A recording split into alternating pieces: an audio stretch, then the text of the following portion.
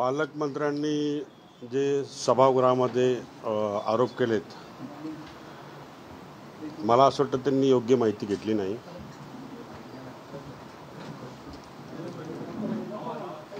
माहिती जर घेतली असती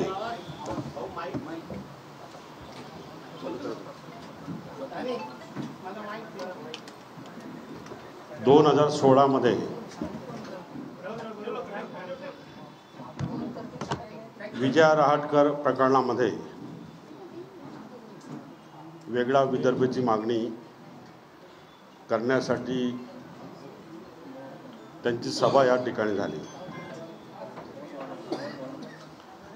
आणि त्या सभेच्या विरोधात आंदोलन या ठिकाणी शिवसैनिकांनी केलं होतं.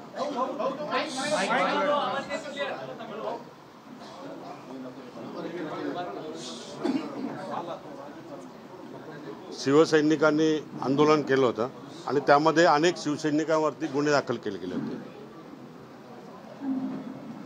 त्यामध्ये मलाही 14-15 दिवस मी जेलमध्ये होतो. आमच्या गाडेकर ताई असतील त्या होत्या, माझ्याबरोबर तो साबी होता, पवन मटाल होता, दीपक दातीर होते, अनेक लोक त्यामध्ये जेलमध्ये गेले होते. 15 दिवसाचा जेलचा सहवास त्या ठिकाणी झाला आणि त्यामध्ये जे बॉम्बस्फोटचे आरोपी असतील त्या ठिकाणी जेलमध्ये, सेंट्रल जेलमध्ये होते. आम्हाला तर माहिती पण नाही की कोण आरोपी, काय, कुठल्या संदर्भात आहे, काय, आम्हाला काही कल्पना पण नाही. आणि ज्या राजकारणात येण्यापूर्वीपासून माझ्यावरती एक सुद्धा साधी NC सुद्धा दाखल नव्हती. ज्या काही केसेस दाखल झाल्यात त्या राजकीय हेतूने, आंदोलनाने प्रेरित होऊन गुन्हे दाखल झालेत. बॉम्बस्फोटची जे सलीम कुत्ताचं नाव त्या ठिकाणी जोडलं गेलं, त्यांना तर 92-93 मध्ये अटक झाली असेल ना. मग 2016 मध्ये मला ज्यावेळेस अटक झाली ते नाशिक सेंट्रल जेलमध्ये जर असतील ते, तर त्यामध्ये कैदी म्हणून त्या ठिकाणी मला सुद्धा अटक झाली होती. मी सुद्धा एकत्र त्या ठिकाणी आलो होतो. म्हणजे जे काही बेबनाव केलेला आहे, मॉर्फिंग जे केलेलं आहे, ते मला असं वाटतं चुकीचं आहे. त्याचा नीट अभ्यास त्यांनी केला पाहिजे. गुन्हेगार जर जेलमध्ये असेल तर तो बाहेर आला कसा? देवेंद्र फडणवीसांनी त्या ठिकाणी स्टेटमेंट केलंय, उपमुख्यमंत्र्यांनी. तो पे रोलवरती आल्यानंतर सार्वजनिक जीवनामध्ये तो वावरू शकतो, जाऊ शकतो. अशा संदर्भात काही आमची भेट झाली असेल, अशा संदर्भात आमचं हे झालं असेल किंवा हे झालं असेल तर सार्वजनिक कार्यक्रमामध्ये तर माहीत नाही.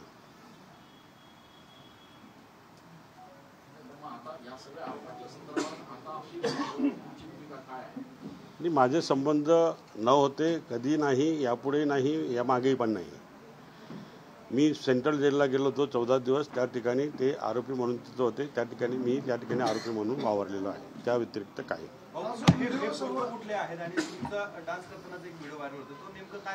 मी म्हणालो ना, सार्वजनिक जीवनामध्ये कुठे भेट झाली असेल मला माहीत नाही, पण मॉर्फिंग पण असू शकतं.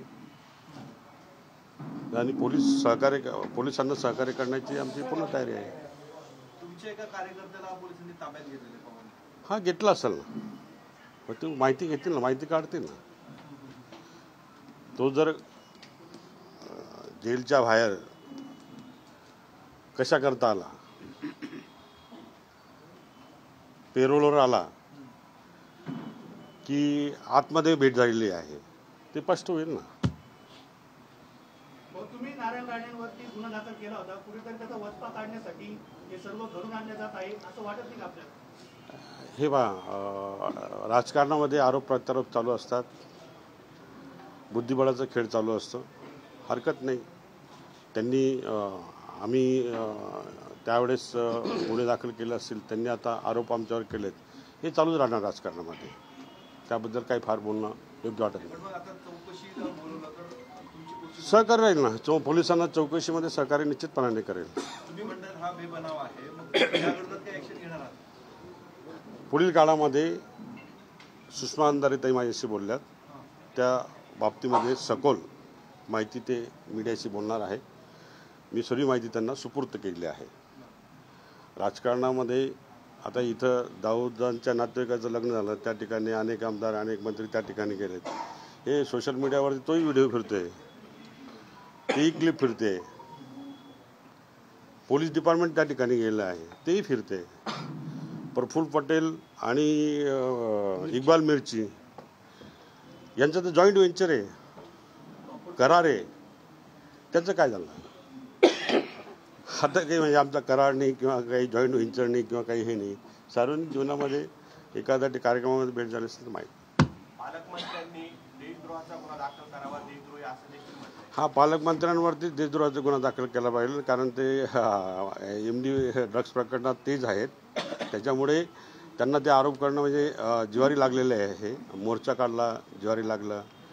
परवा सुषमा अंधारेंची सभा झाली की सबसे काला कलंक होता है, काजल से काला कलंक होता है. ते कलंक त्यांच्या माथ्यावर लिहिलं आहे, टिळा लावलेला आहे त्यांचा. तो पुसता येणार नाही म्हणून तो पुसण्याचा प्रयत्न करतायत.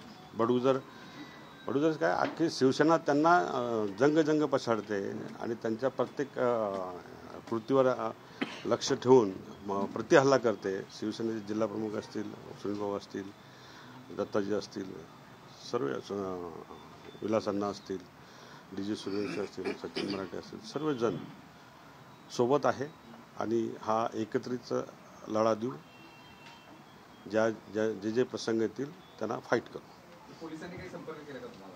नाही, मला काय अजून फोन ठाकरे गटाच्या MD प्रकरणामध्ये देखील विनायक पांडे अशी चौकशी झाली होती, मात्र पुढे काही आलं नाही. आपल्यावर देखील आता बेछुटाचे आरोप केलेले आहेत. काहीतरी टार्गेट करून केलं जात आहे का?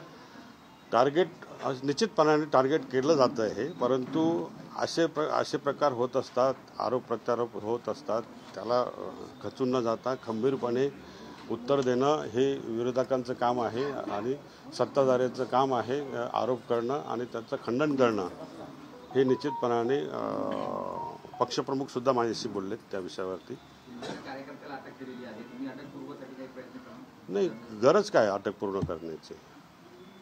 हां, तो जेलमध्ये असेल किंवा त्याची माझी भेट जेलमध्ये झाली असेल, जेलच्या बाहेर तो कुठल्या कारणाने आला आहे, कुठल्या कार्यक्रमात भेटलो आहे, हे काय विषय नाही. आता लग्नामध्ये अनेक आमदार होते, मग त्यांना अटक झाली का? मिरची प्रकरणात, इक्बाल मिरची प्रकरणात जॉईंट व्हेंचर आहे, त्याचं काय झालं? दादा भुसे एक इरिगेशनला JE म्हणून काम करत होते आणि तिथं पण निलंबित झाले होते. त्यांनी त्याचं आत्मपरीक्षण करावं, आपण का निलंबित झालो होतो. भ्रष्टाचार तुमच्या अंगाशी, आमच्या अंगाशी नाही. आमची प्रॉपर्टी ना लिगल आहे. 1 रुपया जर इकडे तिकडे सापडला तर राजकारणाचा संन्यास घेऊ. चला.